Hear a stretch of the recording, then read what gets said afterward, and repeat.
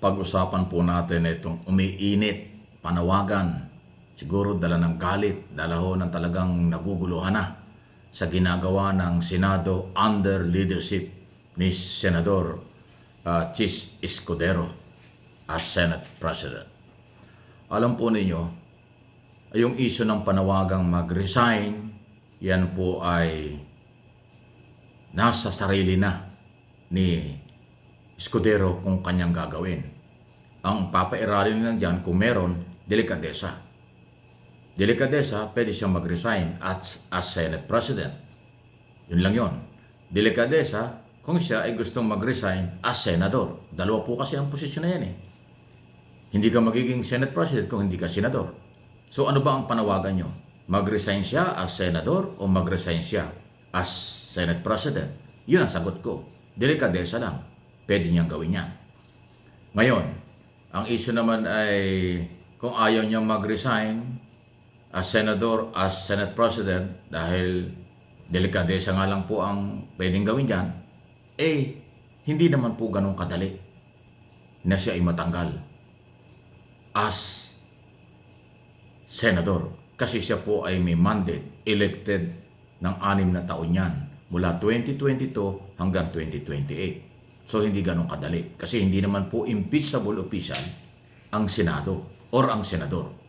Ayan. Okay. Sa issue naman na kung hindi siya mag-resign dahil walang delikadesa, hindi siya pwedeng tanggalin dahil may mandate, elected, ay kung halimbawa naman ay kasuhan sa Supreme Court o magpetisyon kayo ng disbarment, karapatan po ninyo yun. Pwede niyong gawin. Anybody, pwede mag-file ng petition for disbarment sa isang abogado kung sa tingin ninyo hindi siya sumusunod sa batas o may paglabag ang kanyang ginagawa bilang isang abogado. Karapatan po ninyo yun. Korte Suprema na ang bahala doon.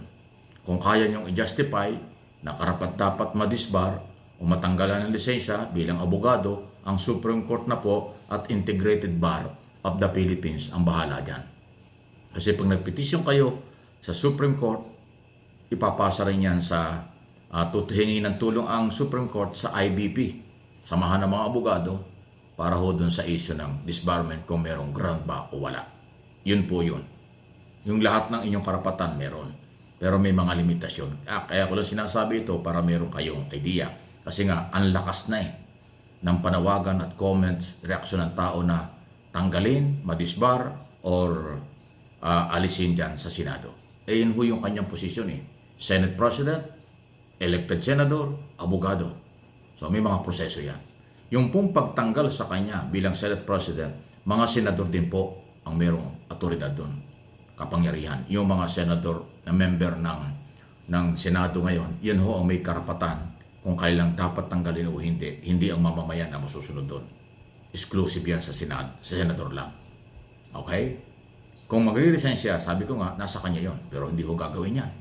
Kaya nga, ang tingin ko nga, kaya nga, ganyan ang galaw na parang nagdi-dribble-dribble sa kanyang responsibilidad dahil naghahanap ng kakampi para ma-retain siya as Senate President. Kasi powerful po ang Senate President. Number 3 yan sa pinakamataas na opisyal ng ating pamahalaan. Number 1, Presidente. Number 2, Vice President. Number 3, ang Senate President. Number 4, Speaker of the House. Number 5, Chief Justice. Yan po yung ranking. Okay? So, ngayon, patapos na ang 19th Congress.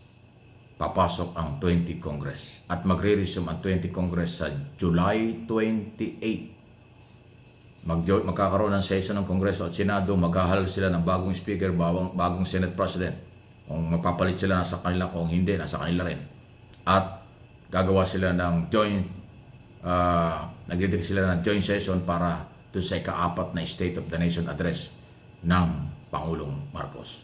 So sa July 8, diyan natin malalaman kung kung mananatili ba si Escudero bilang Senate President o siya ay aalis. Aalis siya o mag-resign o tatanggalin siya. Yun ang ating aba. Yun ang pinali sa 28 pa ng July. Kung magre-resign siya or papalitan siya ng mga kapwa senador, ayun po, hindi ngayon, hindi bukas. Sa July 28 natin malalaman yan. Meron pa ba siyang control sa mga senador? doon natin malalaman. Siya ba'y tatanggalin ng kapwa senador? Doon din natin malalaman. Yan po ang sitwasyon. Inuulit ko para hindi kayo malito, hindi po ganong kadali magtanggal ng elected senador. Hindi sila kasama sa impeachable official. Dati ko na sinabi, ang mga impeachable official lang ay ang Presidente, Vice President, Chief Justice, Associate Justice, mga chairman at commissioner ng mga constitutional body like Ombudsman, Commission on Audit, COA, at COMELEC. Yan po yan. At iba pa, marami yan. Yan ang mga impeachable official. Pero ang senador-elect, congressman-elect, hindi ho yan mga impeachable. So, delikadesa kung meron, yun lang ang dahilan. Or, tanggalin as Senate President, yun din ang kapangyarihan ng kapwa niya, senador. Ayun. Medyo mahirap, di ba? Pero wala tayong magagawa. Pero tama lang. Huwag kayong madismaya.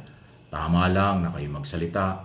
Tama lang na kayo po ay, anong tawag dito, masyak, magalit, o kung ano man. Pero kontrol natin ang ating sarili.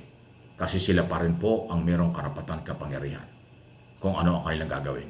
Kaya lang, obligasyon at karapatan ng mga Pilipino magsalita kayo. Dahil kayo ang nagpapasweldo sa kanila. Ang tanging karapatan ng mga Pilipino ay sa araw ng eleksyon. Kaya eleksyon lang natin binoboto nyo yung mga taong sa palagay nyo alanganin o hindi nyo alam na alanganin. Ako alam ko yan. Ang marami diyang alanganin. Kaya nga, inaamin ko, ang nanalo sa aking senador na ibinoto, 4 lang. 4 lang po ang aking naipanalong senador dito sa nakaraang eleksyon. Pero proud ako dyan. Dahil yung 4 na nanalo, naniwala ako na may kakayanan. Yung mga natalo na aking ibinoto, sa tingin ko may kakayanan pero hindi ako sinamahan, natalo yan, wala lang, tatanggapin ko yon. Hindi ako magsisisi doon sa 4 na aking ibinoto. At hindi rin ako magsisisi yung ibinoto ko yung natalo. Sa tingin ko karapat dapat pero hindi sinuportahan, bahala kayo, okay lang yan. Okay? So ayun po yon.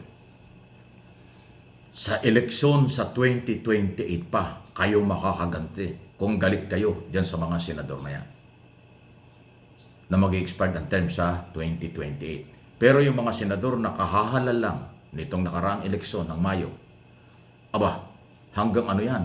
Kailan ba yan? Hanggang 2031 yata sila.